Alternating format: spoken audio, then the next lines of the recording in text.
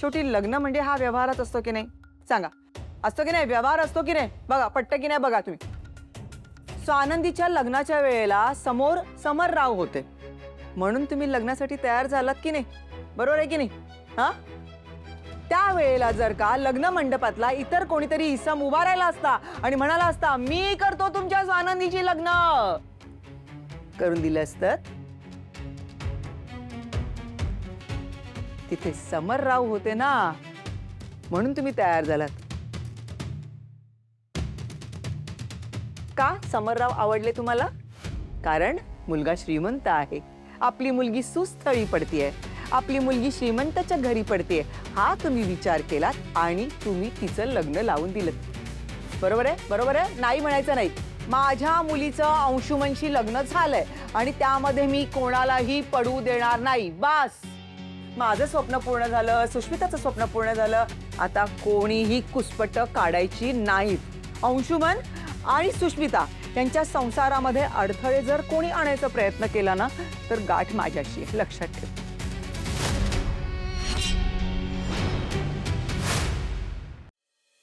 अर्पिता, मूर्खासारखं बोलू नकोस, गप्प बस. वा आजी, छान. म्हणजे मी काहीही बोलले ना की आजीचं फेवरेट वाक्य आलंच. अर्पिता गप्प बस. अर्पिता, काय अर्पिता अर्पिता लावलेस हे?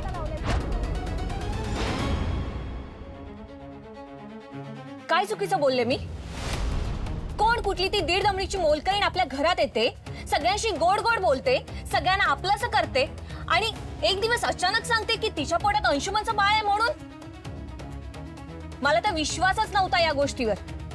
कुठलीच बाई, कुठलीच आई स्वतःच्या पोटात असलेल्या बाळाबद्दल, तिच्या वडिलांबद्दल का खोटं बोलेल? काय हसण्यासारखं काय ह्यात? तिने तर तयारी सुद्धा दाखवली होती DNA टेस्ट करून घेण्यासाठी. पण जेव्हा DNA बद्दल बोललं गेलं तेव्हा अंशुमन घाबरला आणि त्याने जे काही खरंय ते मान्य केलं. आठवतंय का तुम्हाला? हो, मला चांगलंच आठवतंय. पण अंशुमन घाबरला होता कारण दादा त्याला सतत पोलिसात देण्याची धमकी देत होता. तो प्रेशर खाली होता. काय करणार होता ना तो बिचारा? अहो पण एक मिनिट हा, मला तुझ्याशी वाद घालायचे नाहीये. मुळात मुख्य मुद्दा काय आहे? DNA टेस्ट झालेली नाहीये, त्यामुळे ते बाळ अंशुमनचे हे सिद्ध झालेलंच नाहीये. अर्पिता, अति होते ना तुझं आता. गप्प बस. त्या चिंगीची लायकी काढण्याआधी स्वतःच्या भावाने काय केलं ना ते बघ आधी. त्यांनी फसवलं त्या चिंगीला, तिच्या भाबडेपणाचा फायदा घेतलाय त्यांनी. आणि हे असं वागणं आहे ना, हे कुठल्याही सभ्य माणसाला लाज आणणार आहे. असं काही नाहीये. मुळात तुम्ही सगळ्यांनी मिळून आहे ना त्याला विलन ठरवलंय. मी एकटीच आहे की त्याला माणसासारखं वागवतेय. तुम्हाला हे का दिसत नाहीये की आपला पैसा आणि प्रॉपर्टी बघून चिंगी अंशुमनच्या गळ्यात पडलीये? हे सगळं तिने ठरवून केलंय. पण नाही, तुम्हाला हे काहीच दिसणार नाही. तिच्याशी काहीही रक्ताचं नातं नसताना तुम्ही तिला घरात ठेवताय आणि घरच्या सुनेला घराबाहेर काढताय. लाज वाटली पाहिजे तुम्हा सगळ्यांना. अर्पिता, चुकीच्या माणसांना पाठीशी घालणं बंद कर. ही पण चूकच असते. चुकीचं कोण आहे हे ठरवणार कोण? तू आणि ही स्वानंदी. हप्पी, असं बोलतात दादाशी? मम्मा, मी बरोबरच बोलते. मगाशी तुला हा दुटप्पी म्हणाला तर त्याचं वागणं दिसत नाहीये त्याला? अंशुमनला तर पाहुण्यांसमोर मारलं, तर मोलकिडीशी लग्न करायला सांगत होता. आणि आता कुठे अंशुमन बऱ्या मुलीबरोबर लग्न करून आलंय, तर त्याला ते लग्न मोडायला सांगताय तुम्ही? दादा, तुला फॅमिली बद्दल काहीच वाटत नाही का रे? अर्पिता ताई, काय बोलताय तुम्ही? हे बोलताना 10 वेळा विचार करायला हवात.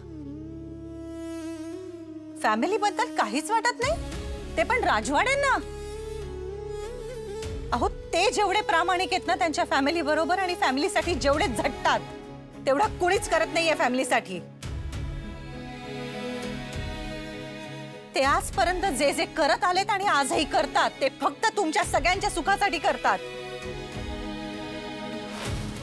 तुम्हाला तिघांना ना भावंडांपेक्षा जास्त स्वतःची मुलं समजतात आणि हे मीही अनुभवलंय. सतत म्हणत असतात, माझी भावंड, माझं आयुष्य आहे, माझं प्रेम आहे, त्यांच्यावर माझी जबाबदारी आहे. स्वतःपेक्षा जास्त ते तुम्हा सगळ्यांना जपतात. किती वेळा ऐकलंय मी त्यांच्याकडून की माझ्या बहिणी आनंदात आहे ना, मग बस मी पण आनंदात आहे. आणि तुम्ही म्हणतात त्यांना काही वाटत नाही, तेही तुमच्याबद्दल. हे सगळं कसं बोललात तुम्ही? मुळात बोलवतं कसं? अहो, या तुमच्या भावाने इतका मोठा गोंधळ घालून ठेवलाय. एवढी मोठी चूक केली आहे त्याने. मोठी बहीण म्हणून तुम्ही त्याला त्याच्या चुकांची जाणीव करून द्यायची, ते सोडून तुम्ही राजवाड्यांना ऐकवताय. हे तू मध्ये बोलायचं नाही ना, बोलायचं नाही ना.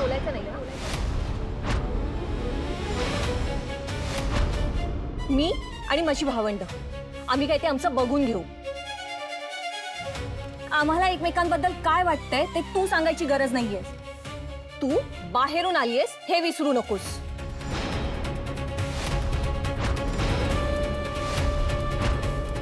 आणि फ्रँकली सांगू का, त्या चिंगीपेक्षा आहे ना, तू फक्त वरच्या क्लासची आहेस, थोडीशी. आणि आम्ही राजवाडे आहोत. आम्ही एकमेकांना काहीही बोलू, त्यात तुझा काय संबंध?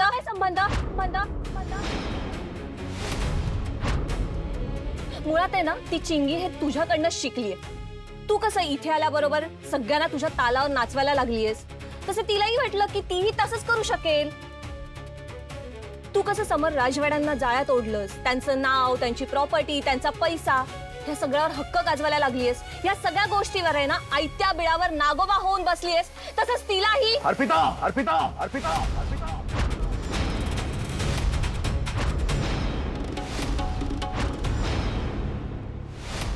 आई, सुष्मिताच्या भल्यासाठी मी बोलतेय तुम्हाला, तिच्या फ्युचरसाठी बोलतेय. अंशुमन हा चांगला मुलगा नाहीये आणि सुष्मितासाठी तर डेफिनेटली नाहीये. आणि आई, तुम्ही ना नात्यांबद्दल तर बोलूच नका. मी बघितलंय ना तुम्हाला, मी रोज बघत आले तुम्ही या घरात सगळ्यांशी कसं वागता. खूप हॉरिबल वागणं आहे तुमचं. अरे काय काय ऐकून घ्यायला लागतंय मला. अधिरा बस ना, शांत हो, जाऊ दे. काही फरक पडणार नाही. आणि का उगाच तू स्वतःला त्रास करून घेतेस? हे असंच जाऊ दे म्हणून ना ह्या आणखीन त्रास देत आहेत. तुला माहितीये ना, त्या बोलायला लागल्या की सगळे गप्प होतात, कोणीच काही बोलत नाही, म्हणून त्या आणखीनच जास्त करतात. पण मी आता गप्प नाही बसणार आहे. त्यांच्या मुलीसाठीच बोलते मी, पण यांना समजतच नाहीये. अरे पण मुळात तू बोलतेस का? अधिकार काय तुझा? मी या घरची सून आहे आई. मग सुष्मिता पण सून आहे त्या घरची. तुला तर लग्न टिकवताच येत नाही.